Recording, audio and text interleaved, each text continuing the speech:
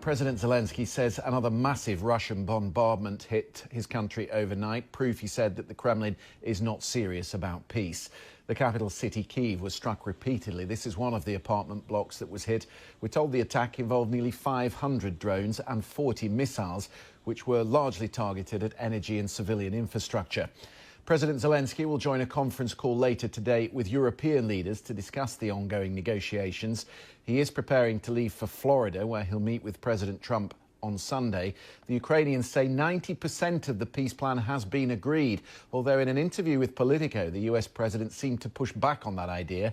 He doesn't have anything, he said, until I approve it, which again underscores how tense the relationship is and maybe explains why the Europeans are engaging with President Zelensky ahead of his visit. Our correspondent Samira Hussein is in Kyiv and gave us the latest.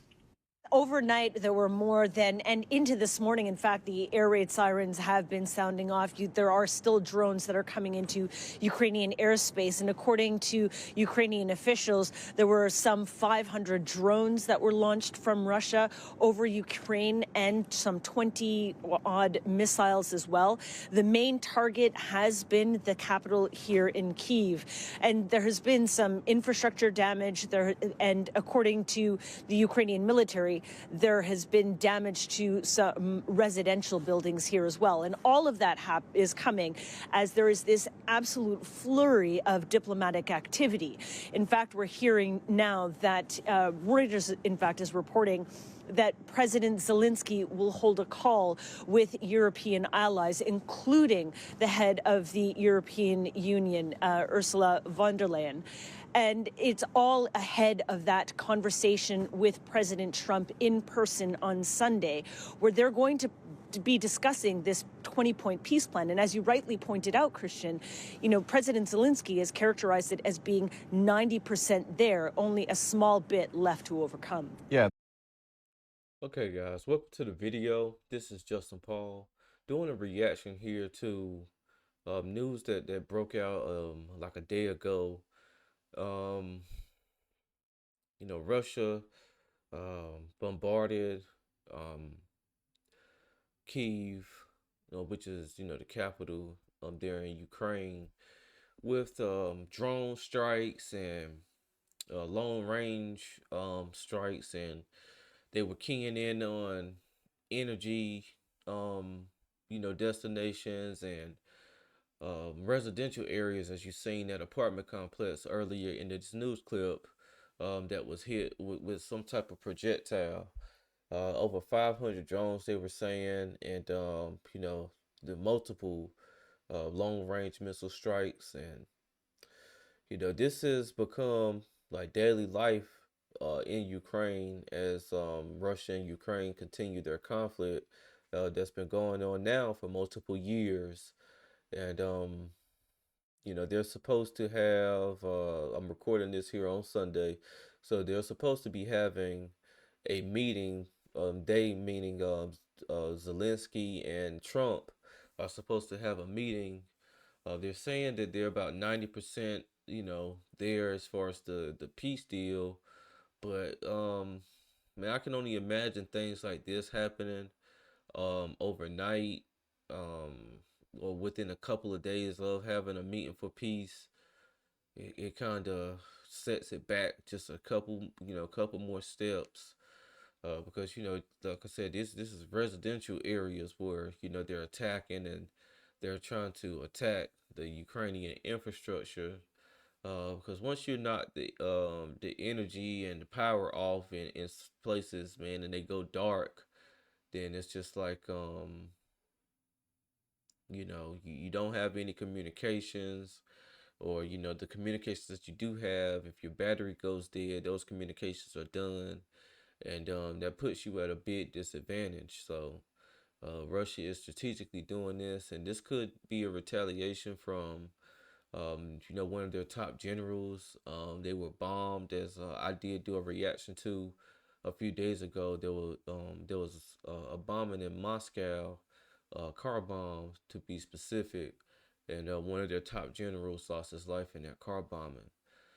This could be a retaliation to that, but They, like she was saying, the horns have been going off all day, basically warning people that strikes are happening.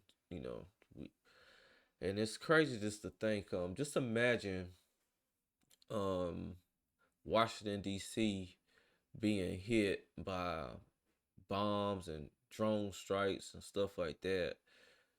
Just imagine the chaos that would cause within the United States. So that's the perspective I look at when I see, the capital in Ukraine being hit with these type of strikes from another country. And this just it just disrupts the everyday lives of Ukrainians, and kind of puts into perspective that when it's war, anything goes, and no one's off limits. Those comments in Politico that Donald Trump has given, though, again underscoring the degree to which really Ukraine's fate depends on the whims of the US president, who, again, in the interview, seems to lean more towards Russia. Yeah, in the interview, he even said, I'm expecting to speak with President Putin very, very soon. And again, as you rightly pointed out, if you look at the difference between the kind of tone and the language that you're hearing from President Zelensky is very upbeat. But then when you listen to what the president of the United States had to say in this interview with Politico, he seemed to downplay it quite a bit. And it is forever this tightrope that Ukraine has been walking ever since that monumentous meeting between President Trump and President Zelensky in the White House at the beginning of this year. It's been very much a game of trying to keep the United States on side. So you hear a lot of positive language when it comes to the United States, particularly speaking about Donald Trump. And President Zelensky is certainly going to try and keep that kind of positive momentum as he goes to meet with the president in Florida tomorrow. Yeah. The US has really been a huge help for Ukraine as far as giving billions of dollars to them to help them with their defense, in this whole conflict. If Trump starts to lean one way versus the other, it could be very, very bad for Ukraine and Ukrainians. I want to play some of the sounds from that strike. As you hear the horns going off, and as you see, there's a subway moving, so life is just having to continue even though all this type of stuff is happening. You hear that?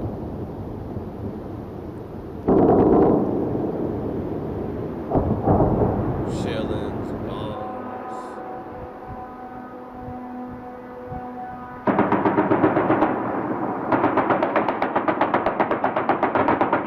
Imagine hearing that every day, guys.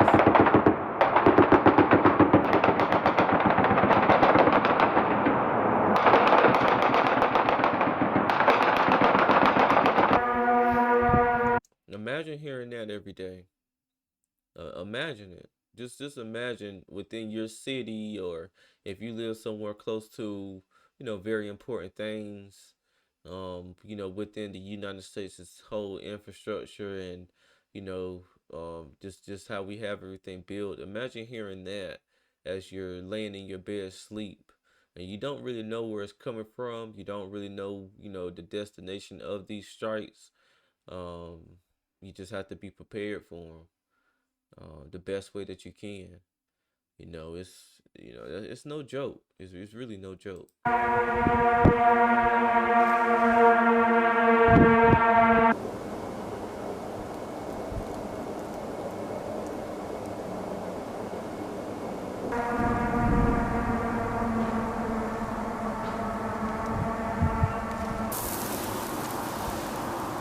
As you see, missiles getting launched, and things getting blown up pretty much.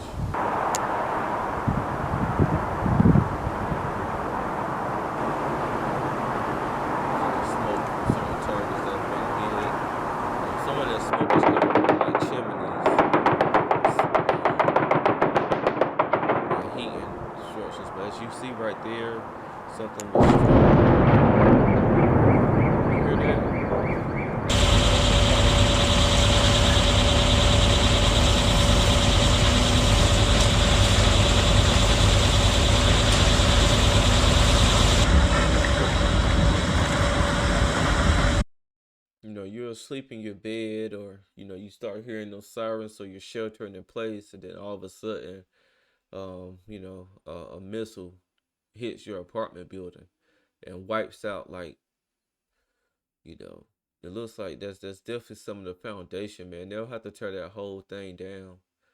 It's just gonna be no way to, save that building. I mean, man, I really can't imagine.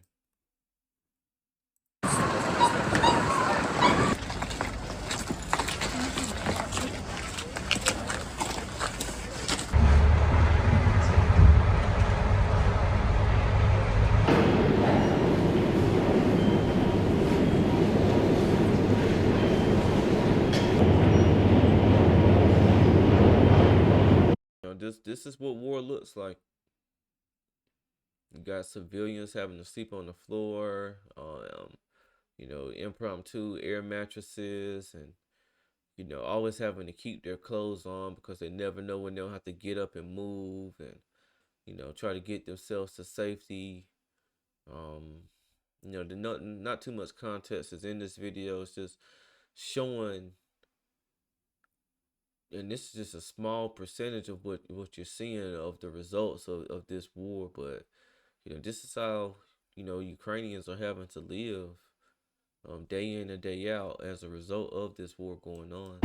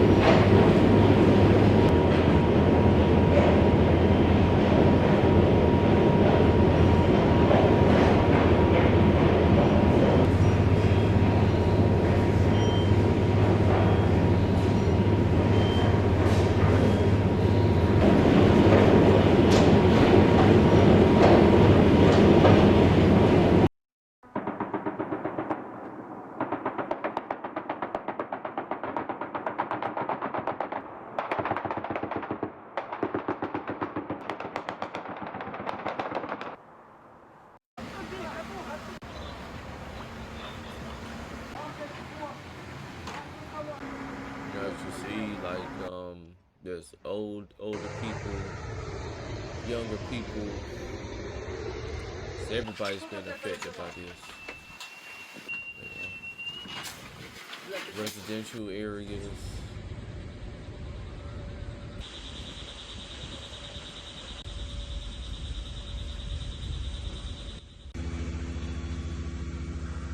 It looks like Poland um,